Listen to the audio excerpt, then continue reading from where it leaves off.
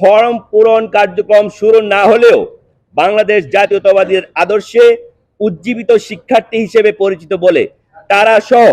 আরো কিছু শিক্ষার্থীকে হেনস্থা করার উদ্দেশ্যে চিহ্নিত এবং তালিকাভুক্ত করে সাধারণ শিক্ষার্থী ব্যানারের পিছনে লুকানো বৈষম্য বিরোধী ছাত্র আন্দোলন এবং আন্ডারগ্রাউন্ড রাজনীতির ধারা বাহক ছাত্র শিবিরের গুপ্ত কর্মীরা ও ক্যাম্পাসে রয়ে যাওয়া ফেসিবাদী নিষিদ্ধ সংগঠন ছাত্রলীগের কর্মীরা। বাংলাদেশ জাতীয়তাবাদী ছাত্রদল কুয়েট ক্যাম্পাসে আনুষ্ঠানিকভাবে কোনো রাজনৈতিক অনুষ্ঠানের আয়োজন না করলেও এসব গুপ্ত ষড়যন্ত্রকারীদের ইন্ধনে সাধারণ শিক্ষার্থী পরিচয়ে উক্ত মব মিছিলটির পূর্বে ছাত্রদলের রাজনীতি নিষিদ্ধে চেয়ে ক্যাম্পাসে বিশাল ব্যানার টানানো হয় এবং মিছিল থেকে বিনা উস্কানিতে ছাত্রদলের উপরোক্ত সমর্থকদের উপর হামলা চালানো হয়েছে। এসব ঘটনা চলাকালে এবং পরবর্তীতে কোনরূপ তথ্য প্রমাণ ছাড়াই